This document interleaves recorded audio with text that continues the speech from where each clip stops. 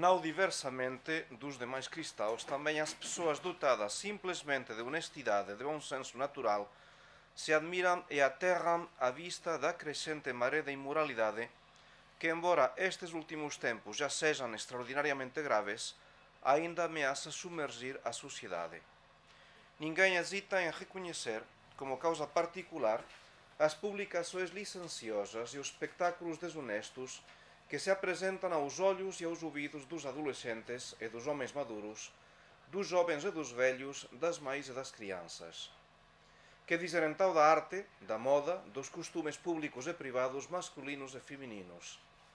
Difícil crer a que grau de corrupção moral não titubearam em descer determinados autores, editores, artistas, empreendedores e divulgadores de semelhantes obras literárias e dramáticas, artísticas e cênicas, convertendo o uso da pena e da arte, do progresso industrial e das admiráveis invenções modernas em meios, armas e lisonjas para a imoralidade. Escritos e obras, indignos da honra das letras e das artes, encontram leitores e espectadores aos milhares. E vós vedes adolescentes atirarem-se a tal alimento para a mente e para os olhos com toda a fúria das paixões que se acordam. Vedes progenitores levarem e conduzirem consigo a tal tristes cenas meninos e meninas em cujos tenros corações e em cujas pupilas se imprimem assim, em troca de inocentes e santas visões, fatais imagens e ânsias que muitas vezes não mais se desvanecerão. Eu acho que é o primeiro problema que temos quando temos de falar do namoro cristão, do namoro católico. Este ambiente de imoralidade pelo qual o pecado perde valor, perde sentido. Este perde o sentido do pecado, este perde o sentido de Deus. Então a linguagem de um sacerdote, de um padre, sempre é difícil de compreender neste meio. É a primeira dificuldade. O padre vai dar princípios, que são princípios que aparecem como frios, que aparecem como isso, palavra escrita, e que não têm em conta a situação concreta de cada um. Então sempre uma palavra de um padre vai ser excessiva. É demasiado forte, é exagerada. É normalmente o critério que sempre vai ter a gente do mundo é com respeito aos padres. É o primeiro problema. Estamos a enfrentar uma sociedade em que o pecado é normal, em que as relações antes do matrimónio são normais, em que qualquer filme tem por base uma situação adúltera em que é o normal, é o normal. Então parece normal que tudo aquilo que é incorreto no namoro tenha de ser visto também como normal pelos padres. Primeira dificuldade. Segunda dificuldade quando estamos a falar do namoro é também o facto de que normalmente este namoro tem lugar numa idade de crise, em que os filhos, por volta dos 18, para falar numa idade que poderia ser considerada já como normal, é uma idade em que os filhos estão descontrolados. Estão descontrolados, no sentido em que não há uma lógica. Não há uma lógica. Uma adolescente que está nesta crise não atende a razões. Não atende a razões porque o que guia um rapaz nesta idade tão difícil é precisamente, por uma parte, o sentimento, o simples sentimento, por outra, este sentido de independência que olha como dubitativo o critério dos pais. Há uma certa rebelião involuntária, mas que aparece na adolescência. Então é uma segunda dificuldade para poder falar corretamente do namoro. Porque estamos a falar a cabeças que não funcionam corretamente. Numa adolescente o que funciona é mais o coração. Então é uma linguagem diferente. O sacerdote vai falar a inteligência, vai mostrar os motivos, mentre que o coração tem a sua linguagem, tem o seu caminho que é diferente. Não concordam, são de certa maneira como paralelos, cada um na sua direção. Então uma linguagem que é muito difícil de perceber nestas circunstâncias. Mesmo assim, um sacerdote, um padre, tem de dar sempre as normas. E tem de recordar, tem de lembrar a gente que os critérios do mundo são incompatíveis com os critérios do cristianismo. Então é assim, é assim, é assim. A educação cristã abrange não só o tempo do namoro, mas abrange a vida toda. E a infância, e a adolescência, e a juventude, e a idade madura, e toda a vida tem de ser santificada, tem de viver sob a presença de Deus. Então, isto como introdução, vamos tentar de ver primeiro o que é o namoro, como prólogo, eu diria, como primeiro ponto. Vamos ver depois a questão que se calhar a mais importante, que é o problema da eleição no tempo do namoro. E depois num segundo ponto, que seria o terceiro desta palestra, seria mais bem como viver, a atitude cristã ante o namoro. Então, o primeiro ponto, que é importantíssimo, uma das principais ideias desta palestra, é que não pode existir um namoro senão em vistas ao matrimónio. Isto tem de ficar muito claro. O namoro só existe quando eu, através do namoro, pretendo conseguir aquele ou aquela que vai ser o meu companheiro, a minha companheira, para facilitar a minha santificação. Já se vê que não é bom, que é imoral mesmo, que é imoral toda amizade, toda mistura de familiaridade excessiva, de falta de compromisso sério, de jogo do amor, onde facilmente se escorrega a todas as fraquezas e escândalos. Estes atrevimentos dos jovens que cada dia vão mais longe, mas só para se divertir e entreter. E, infelizmente, é o que acontece com a maior parte dos jovens, que já aos 12, 13, 14 anos já têm o seu noivo e já tem a sua noiva. Não faz, como dizer, é um abuso, porque sabe que esta amizade normalmente não vai terminar no matrimónio e vai ser uma ocasião contínua de pecado. Porque o meio em que estamos a viver facilita precisamente o pecado. Então, o noivado normalmente tem de ter lugar quando o rapaz, a rapariga, tem idade suficiente e circunstâncias adequadas para contrair casamento.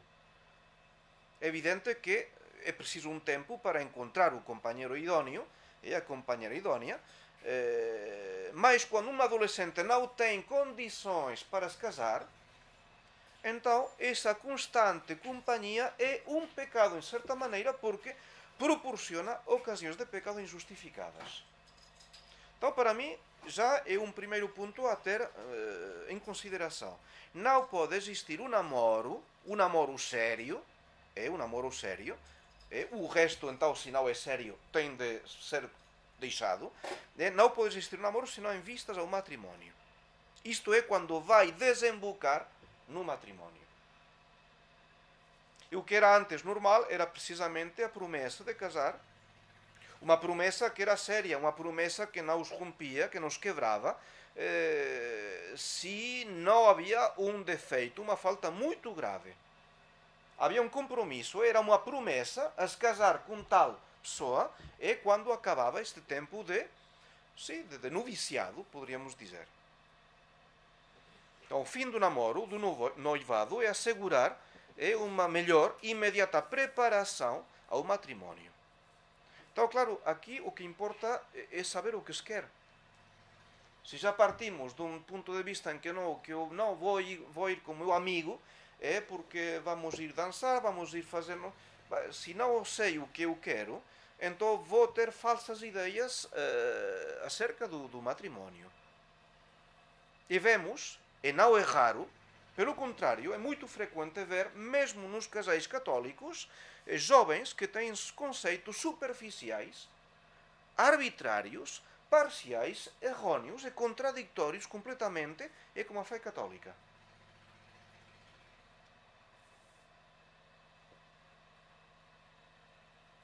Então, o matrimónio é uma vocação de santidade.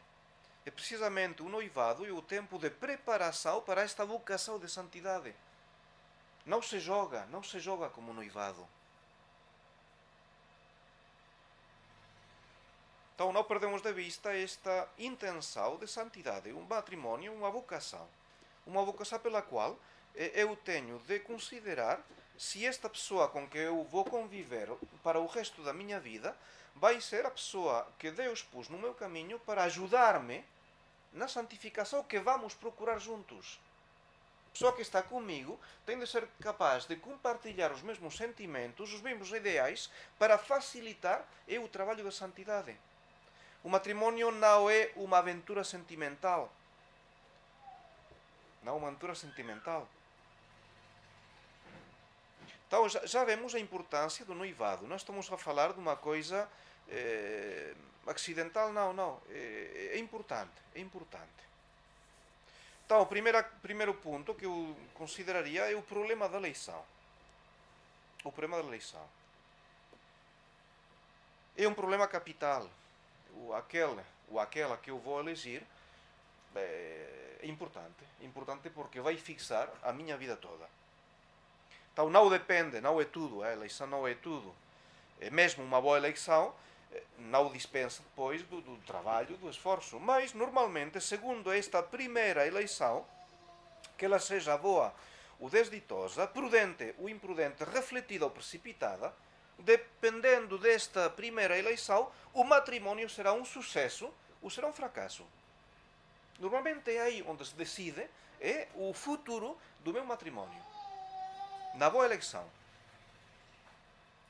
O que é triste é que normalmente os conselhos, as precauções, o sentido comum que se observa noutros assuntos desaparecem na eleição daquele que se convertirá na nossa sombra para o resto da nossa vida.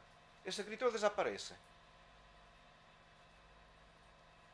Então há certas regras e condições que não é lícito ignorar se se quer evitar amargas desilusões.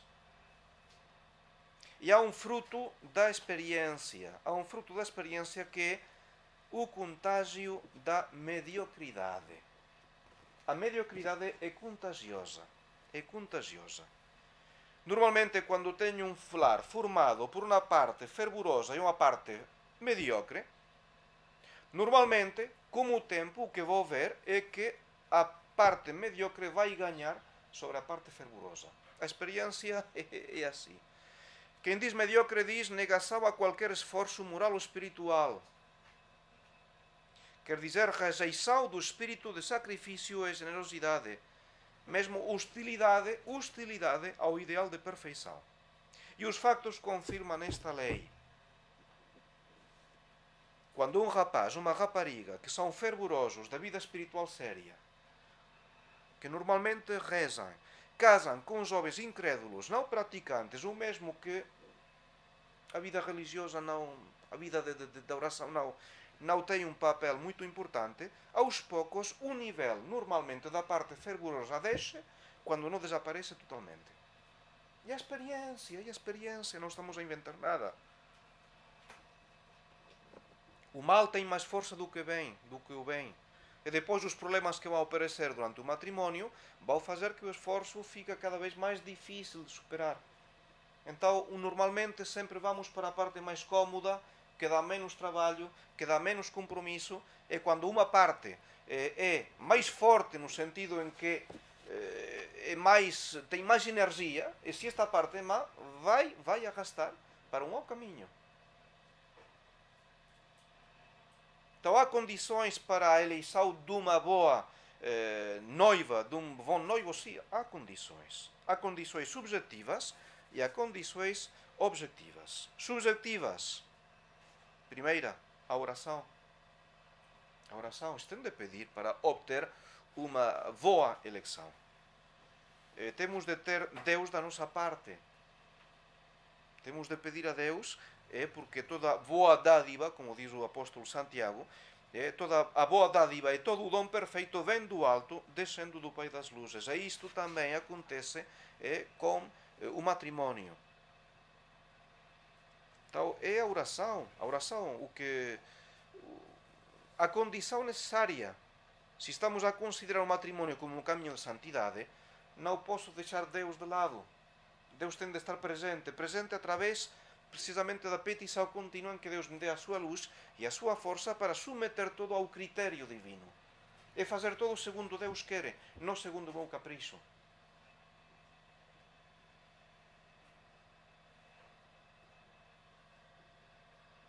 O melhor exemplo, eu diria, o exemplo de Tobias no Antigo Testamento. no exemplo de Tobias. Segunda condição subjetiva, é o sujeito, é o noivo, a noiva que tem de refletir sobre isso. É o sentido e o fim do matrimónio. O sentido e o fim do matrimónio. Tenho de saber o que é o matrimónio, porque eu escolho este caminho do matrimónio. Qual é a finalidade do matrimónio? Isto é o primeiro. Reflexão também sobre as qualidades próprias e alheias. Vamos ver isto com mais detalhe de seguida. Tenho de considerar, no noivo, na noiva, tenho de considerar se há qualidades de tipo físico, saúde suficiente, por exemplo, para não por mim, mas também para os meus futuros filhos. Tenho de considerar. Não que seja o único motivo, mas faz parte das qualidades que eu tenho de examinar. Eu, físico, tenho de examinar qualidades humanas, a instrução, as aptitudes, as virtudes fundamentais. Tenho de considerar se tem ou não tem. Qualidades morais, se tem um carácter excessivamente colérico, egoísta, inconstante. Porque depois tudo isto vai entrar em jogo durante o matrimónio. Então, oração, reflexão, esta reflexão também, tenho de saber pedir conselho. Conselho a quem? A quem seja capaz. Os pais têm uma parte neste conselho, uma parte importante. Com frequência os pais se encontram já com uma realidade imposta. Não, é o meu noivo, eu escolhi, então eu apresento já, de facto, aquele que eu escolhi. Sem pedir, é o conselho dos pais, o que pensam os pais. O sacerdote normalmente sabe através do confessionário. É aí que sabe, mas estás de noiva também. Não pediu conselho. Eu acho que nunca tive alguém que pediu conselho para me dizer, este vale a pena ou não, este posso ou não, será bom ou será mau. Algum caso tenho assim em mente. Mas normalmente não se pede conselho ao sacerdote. Então se lança numa aventura em que não sabe como vai acabar, sem saber nadar. Vou para o mar, sem saber nadar. Então pedir conselho, a gente que não vai aconselhar por capricho, que vai dar realmente um critério que normalmente vai ser o correto. O correto porque nos conhecem, porque vem também adivinham o que pode haver na outra parte, então são capazes de procurar o bem. E depois a reflexão, que no fundo é ver uma questão de prudência cristã. Uma prudência cristã. A prudência humana se preocupa pelos critérios e os bens da terra. A prudência cristã bebe a sua luz nas inspirações no Evangelho e na lei de Deus. Então, de facto, vai ajudar-me a alcançar a santidade esta pessoa com quem estou? Vai ajudar-me a alcançar a santidade? Qual é o valor deste noivado diante da eternidade? É que aproveita o homem ganhar o mundo inteiro se depois perde a sua alma. Então é frio como razoamento? Sim, é um bocado frio. Mas tem de ter esta frieza antes de que o coração se adiante a razão. Quando já seja impossível dominar o cavalo, que já foi o sentimento, a razão já não tem o controle da situação. E que normalmente acontece. A razão sabe. É porque nós aqui vemos claramente tudo isso. O problema é quando eu vou ter a possibilidade de escolher alguém. Então aí eu sou o protagonista e todos estes critérios normalmente vão desaparecer. Vão desaparecer porque aí já é o coração que vai tomar mais força. Então, condições subjetivas, há condições subjetivas, mais ou menos percebemos, e depois há também condições objetivas, básicas. E a ausência destas condições básicas, normalmente, quase infalivelmente, vai conduzir ao fracasso. Sem saber o que vai acontecer, estamos a ver que este matrimónio não vai dar certo, porque já há qualquer coisa que não está bem. E a presença destas condições objetivas, a sua presença, pode também se considerar como uma garantia necessária e suficiente do sucesso. No sentido em que se há estas condições, pelo menos humanamente temos feito o que devíamos. depois pode acontecer qualquer coisa, qualquer imprevisto, isto já não está na nossa possibilidade de calcular tudo isso. Mas pelo menos humanamente diante de Deus tenho cumprido com todas estas condições. Vou tranquilo. O matrimônio sempre vai conservar um aspecto, um fundo de aventura. É a aventura da vida. Não os podem contabilizar nem os imprevistos, nem os riscos, nem as dificuldades que podem surgir. Mas pelo menos, humanamente, o que tentamos é de prevê-los, de reduzi-los ao mínimo.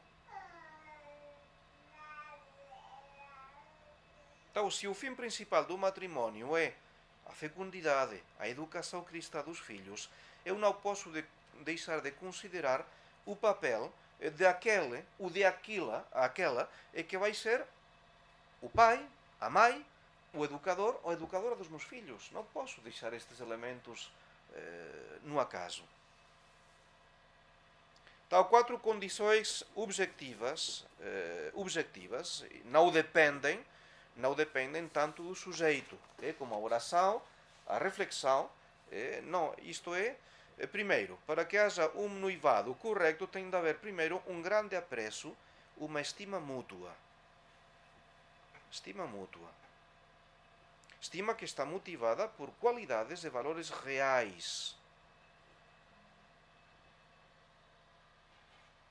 Não existe nem o homem perfeito, nem a mulher perfeita. Não existem. Então, não se pode ser cândido. Mas, como dizer, há certas exigências que eu posso pedir ao que vai compartilhar a minha vida. Qualidades corporais têm de ser suficientes. Mas podem existir taras, desarranjos familiares hereditários. Podem existir. Podem existir. Pessoas que têm uma inclinação à depressão, tenho de saber que há esta possibilidade, porque, se calhar, o dia de manhã, involuntariamente, a pessoa com quem estou vai ter uma situação de doença, e de doença crônica. Então, isto joga ou não joga no meu futuro? Claro que pode jogar. A beleza. É normal que um queira casar com uma mulher bonita. Normalmente um não olha para as gordas e feias. Isto já depois vai converter-se, depois do matrimónio. É como os homens. Os homens são atléticos, são decididos, são plim plim plim. Depois do matrimónio a pança começa a inchar. Depois, já a partir dos 40, já o aspecto é completamente diferente ao do início. Se eu tivesse sabido... Então, não, a beleza é normal e desejável, faz parte, mas não pode ser o principal critério. Isto vemos nas estrelas de cinema, a beleza não conta, descuidam o essencial. E normalmente também é certo que quando não há beleza física, há beleza moral. Deus faz bem as coisas. Quando não há uma beleza admirativa, normalmente Deus o que não dá no corpo, o dá na alma. E com frequência, as que são menos bonitas, normalmente são as mais virtuosas. Porque a que é bonita, se crê bonita, então já estraga tudo. Limita a sua capacidade à beleza corporal. Uma beleza que depois, com o tempo, vai decair. Então Deus faz bem as coisas. Uma beleza normal é suficiente. E depois estão os produtos para dissimular. Então, as pinturas, as cremas, tudo isso já tem. É o Photoshop da realidade. Então, qualidades corporais, sim, temos de pedir que seja uma saúde suficiente para poder cumprir com os cargos do matrimónio.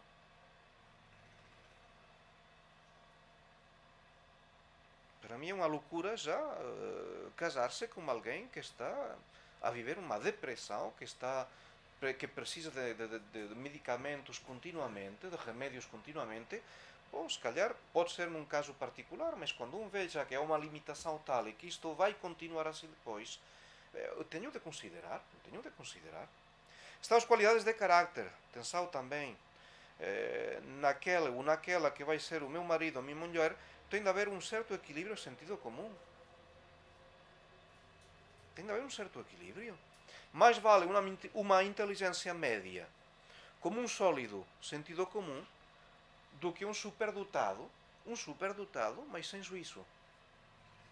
Vai acabar mal, vai ser um original, e isto sempre provoca chispas depois. Tem de haver também qualidades de coração e de alma. Um homem, uma mulher valem o que vale a sua virtude. É assim. Um homem, uma mulher vale o que vale a sua virtude. Este é o verdadeiro título de nobreza.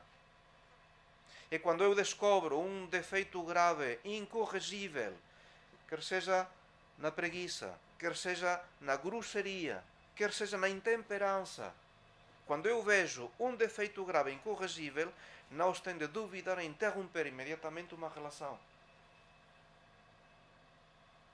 Então, a primeira condição objetiva é, antes, durante o namoro, o que eu tenho de contemplar e examinar, é um grande apreço, uma estima mútua, mas que seja real, que seja realmente das qualidades o que tenho diante de mim. Segundo motivo, a condição objetiva, uma profunda simpatia mútua. Tem de haver esta mistura de alegria, quando estou a ver a minha noiva, de alegria, de admiração, de interesse. Não tanto uma atração sensível ou física, não. Não é único, já temos dito. Não é uma flechada do coração. O sentimento tem o seu lugar, mas um lugar secundário. O verdadeiro amor vai-se provar e vai-se manifestar mais tarde no matrimónio de uma maneira muito mais fria. Então o sentimento é importante, mas não decisivo. O que é claro é que não pode haver matrimónio em caso de antipatia natural insuperável. Mas há casos assim, por interesse, por cálculo, pode haver.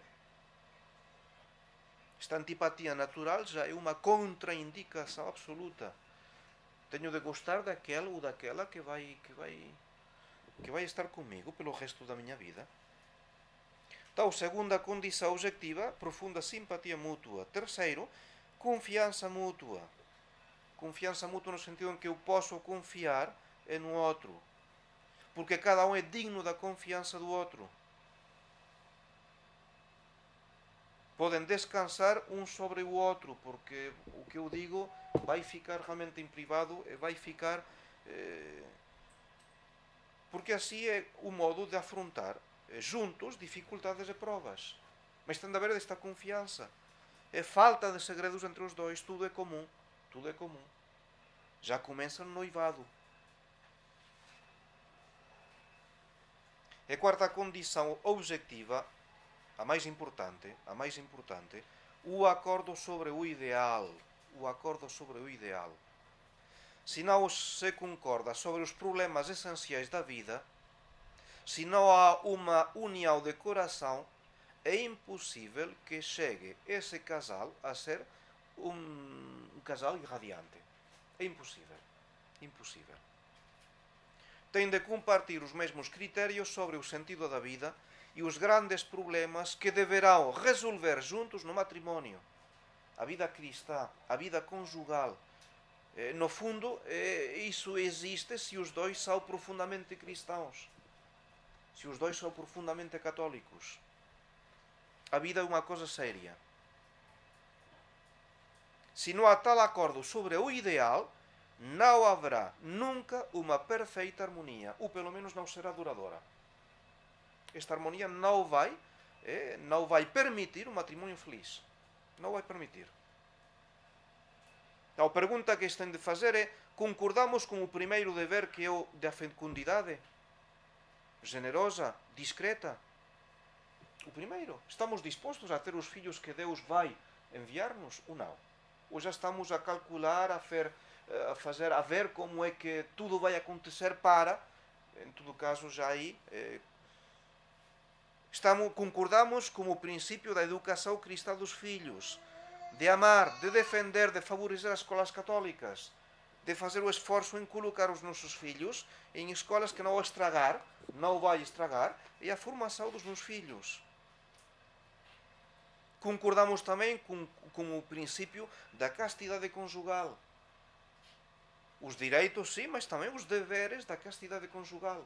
Estamos dispostos a cumprir juntos com estas obrigações. Se não concordamos nestes princípios, já começamos mal. E quando não há um acordo suficiente, nem esperança de alcançá-lo, então é simplesmente acabar a relação. Não se pode seguir adiante porque desembocaria com fortes probabilidades num matrimônio infeliz.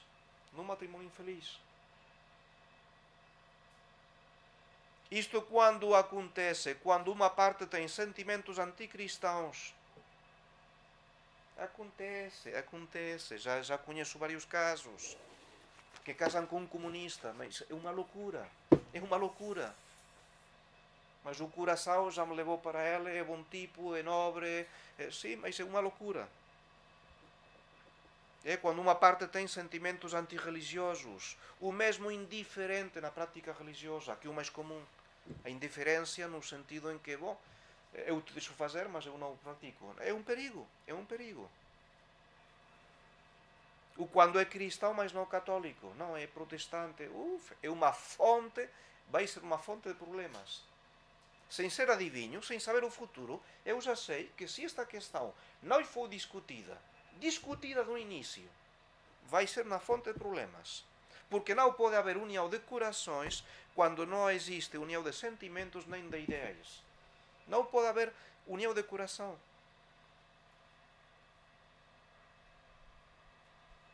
E também com quem é mediocre na sua religião exterior, sem esforços morais, sem esforços espirituais, incapaz de compreender o que é uma vida cristã, quando o seu cristianismo não influi sobre a sua vida e a sua conduta. É um perigo. Uma vez mais, esta mediocridade é contagiosa e normalmente vai ser o católico que vai deixar de ser católico. Isto poderia citar inúmeros casos conhecidos. Então é saber o que se quer.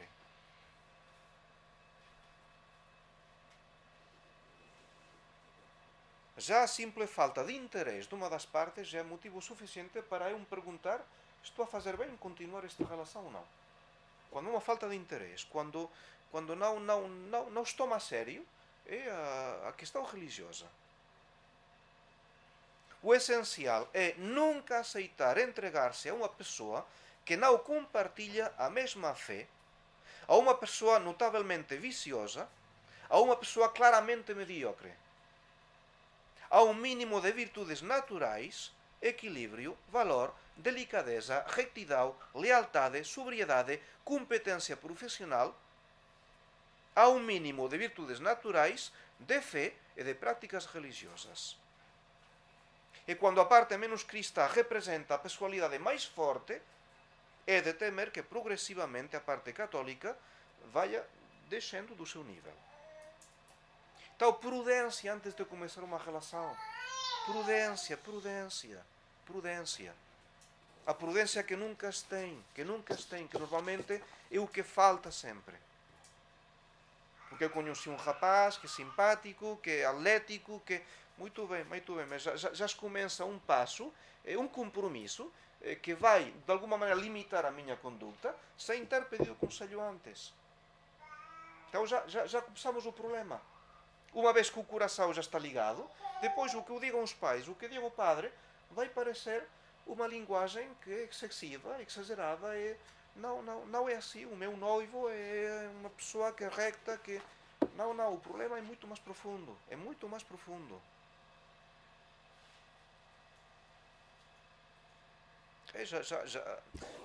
Não diria que a minha experiência nesta situação seja grande, mas eu me lembro de um jantar, fui invitado a um jantar para preparar já a data do matrimónio.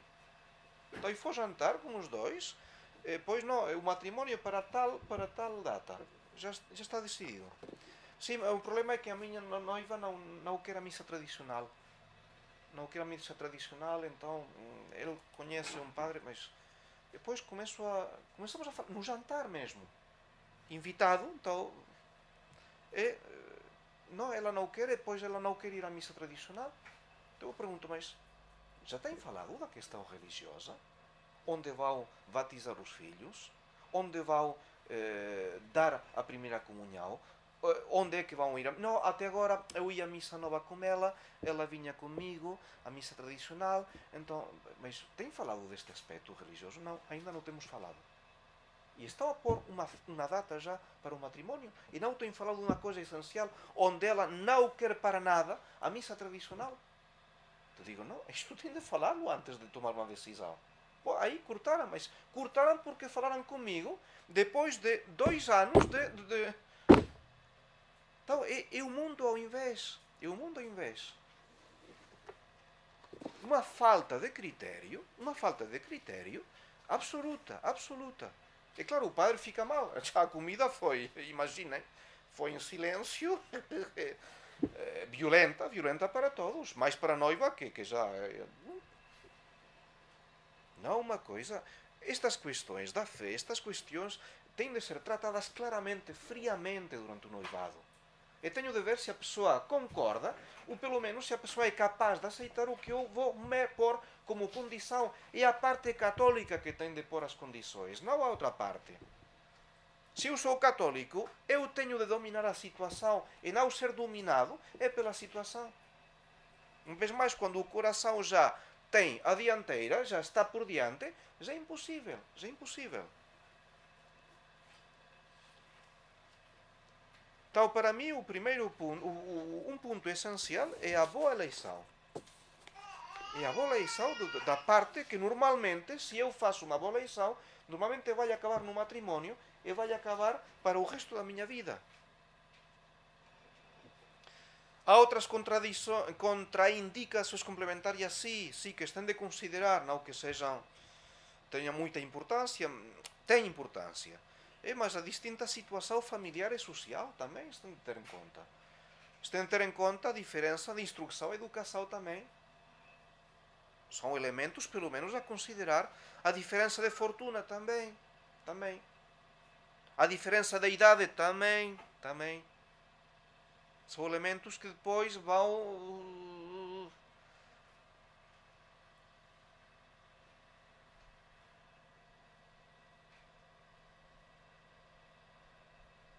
Uma contraindicação complementar importante é o papel dos pais. Em que os pais são uma moléstia, são incómodo, é quando tenho de tratar como o meu noivo com a minha noiva. Sim, mas os pais têm uma palavra a dizer. O que eu não posso fazer é pô-los diante dos factos consumados. O meu novo, se gosta, e se não gosta, não há um respeito, há uma atenção, há uma confiança devido aos pais. Porque os pais estão a procurar o nosso bem. E seria pouco delicado não informar, não pedir o seu conselho. Os pais normalmente não podem opor-se a uma justa eleição dos filhos, ou uma correta eleição dos filhos, mas tem de ser correta.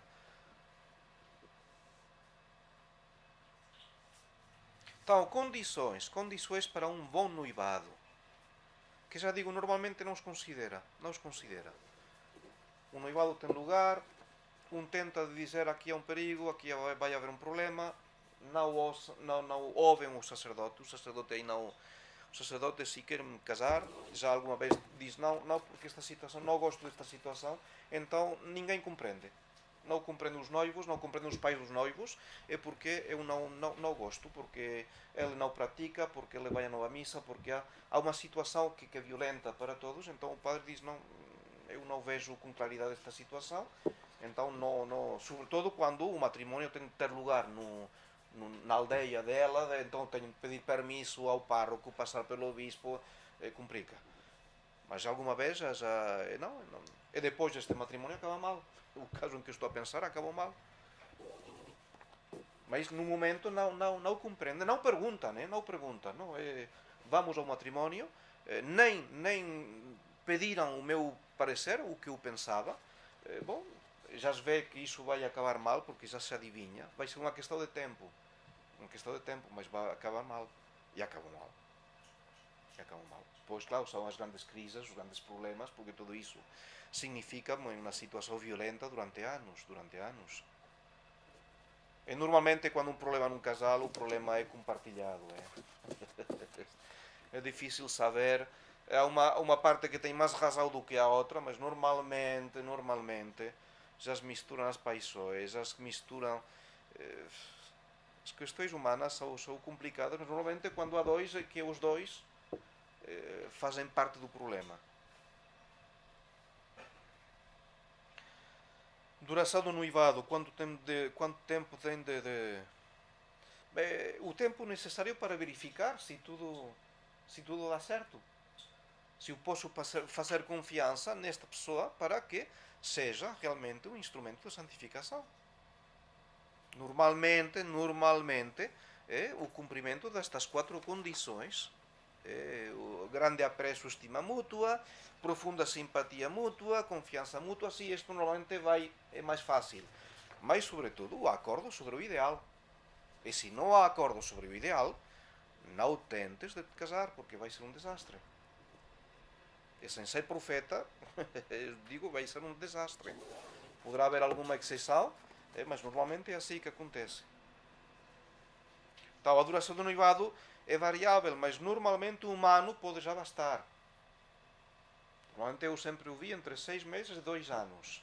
Estes noivados que duram 7, 8, 9 anos, já começou mal. Para mim já começou mal. Já começou com uma falta de juízo acerca do matrimónio. Porquê? Porque tem das condições normais para que eu possa casar-me. Tenho de estar numa atitude tal que no fim de 1 ano, 2 anos, eu seja capaz já de formar uma família. Se não sou capaz, tenho de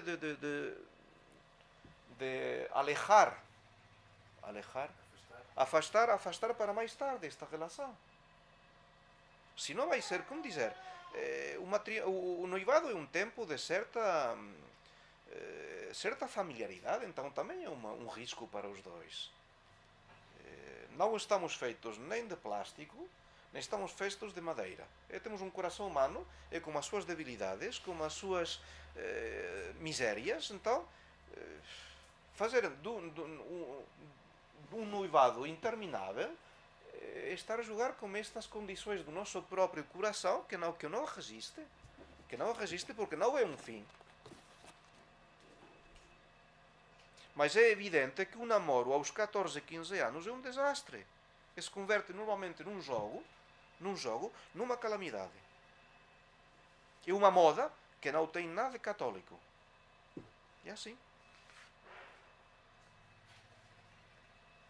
E quantas vezes nós, como padres, temos de ir nas casas ver, não, tem apenas 14 anos, já está de noivo, já tem noiva. Um desastre. E depois, claro, a mãe quer que confesse.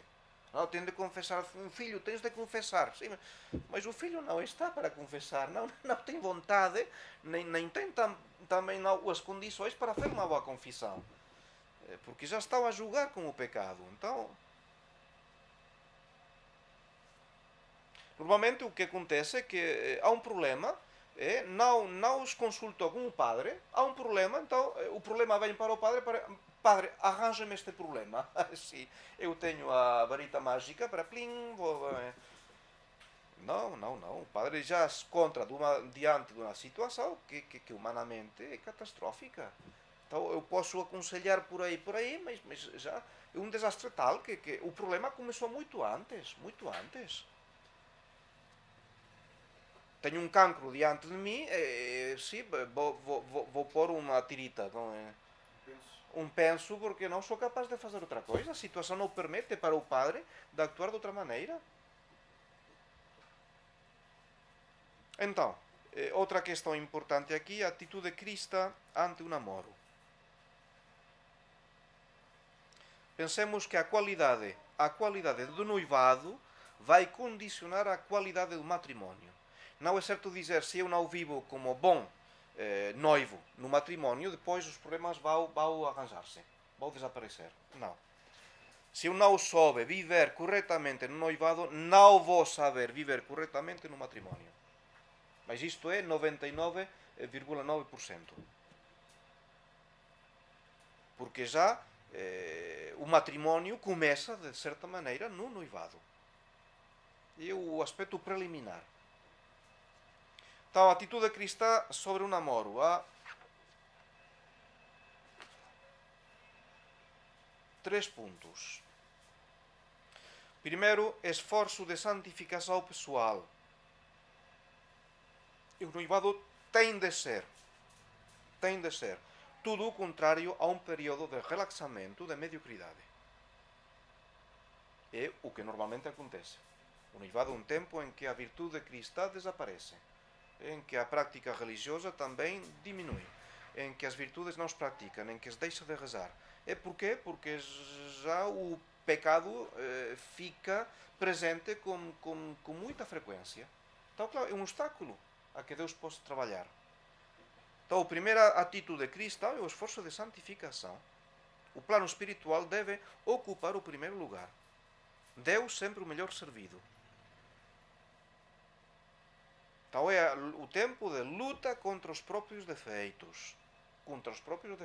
Não é dizer, não, ele tem de suportar, eu sou assim, ele tem de suportar. Não é verdade. Não é verdade. Eu sou assim, tenho de mudar. Tenho a obrigação de mudar. Pelo meu marido, futuro marido, pela minha futura esposa, pelos meus futuros filhos. O que estou a trabalhar agora não é só a minha própria virtude, é a virtude que vou transmitir ao resto da família.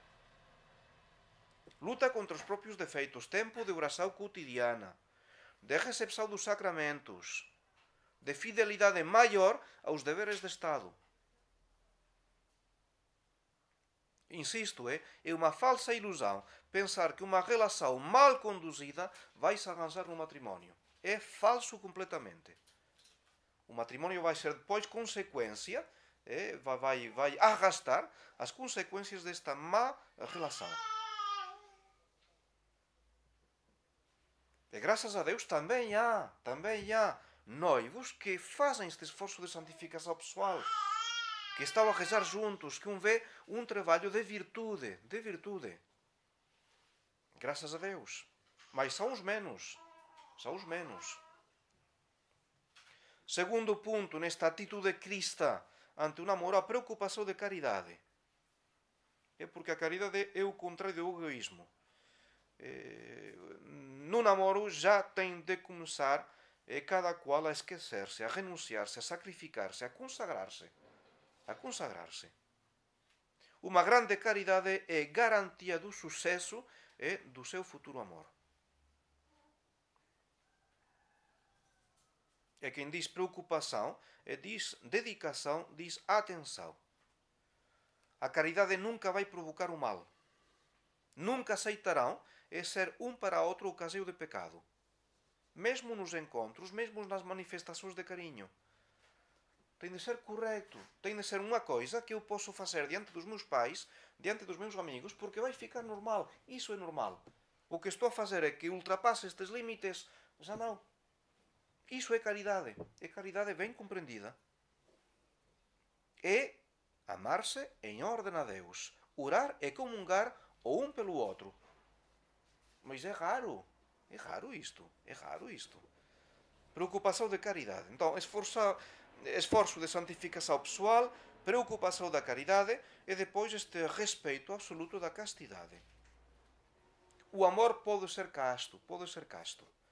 Esta castidade é imposta a todos. Então, o problema não é tanto as faltas contra a castidade no tempo do noivado, mas o facto de questionar o princípio mesmo da obrigação e do valor da castidade. Este é o problema. É que o que se faz é questionar o critério da Igreja sobre o que é correto ou o que é incorreto. E normalmente sempre se acha que a Igreja é exagerada.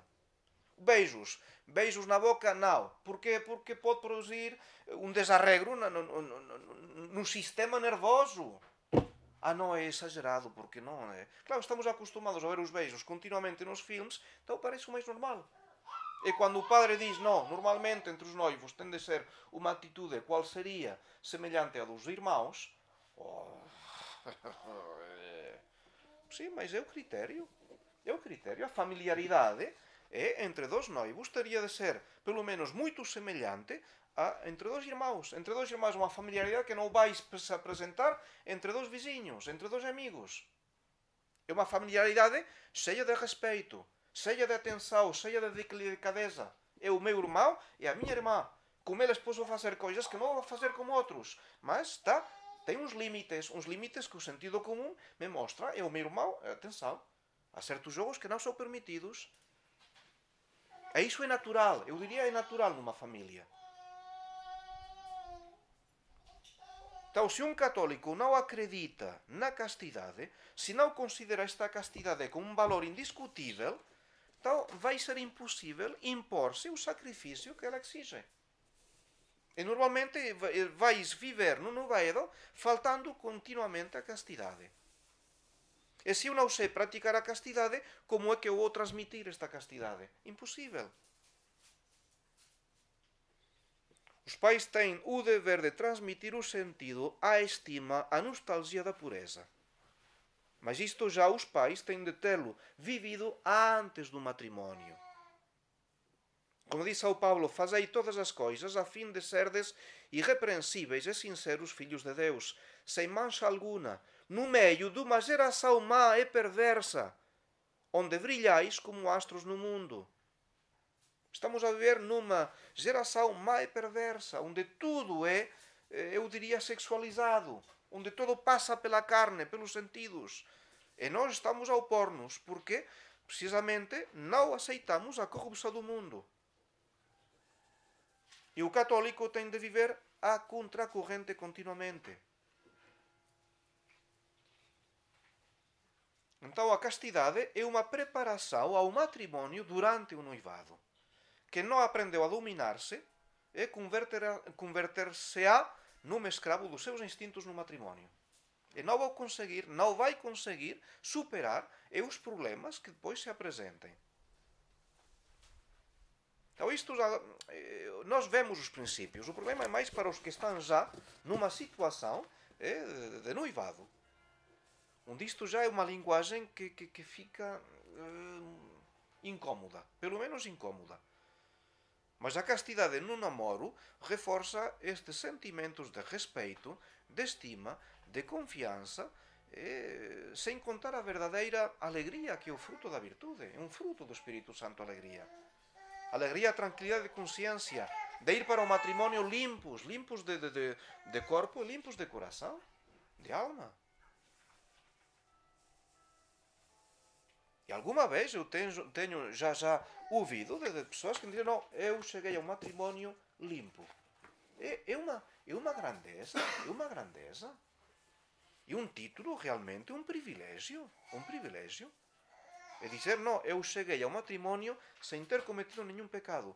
É admirável. Admirável porque não deixa de ser, em certa maneira, heroico. E porque não deixa de mostrar que houve uma preocupação mútua para respeitar os direitos de Deus.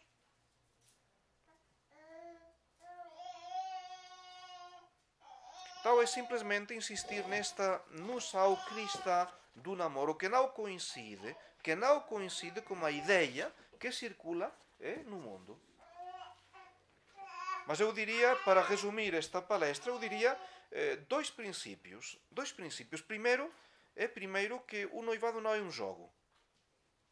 Não é um jogo. É o noivado uma coisa séria. É que não pode existir um namoro senão em vistas ao matrimónio. A primeira ideia que eu gostaria que ficasse bem. Não pode existir um namoro senão em vistas ao matrimónio. E segundo princípio que tem de ficar bem nas nossas inteligências é que o problema da eleição é capital. É o principal. O problema da eleição tenho de escolher aquela que vai me ajudar a obter a santidade, a alcançar a santidade juntos. Não se trata de eu fazer o esforço para conseguir e suprir o que o outro não me dá. Não. Juntos vamos seguir neste caminho para a santidade. Então, o problema da eleição, um problema capital. Perguntas, obxecções, críticas?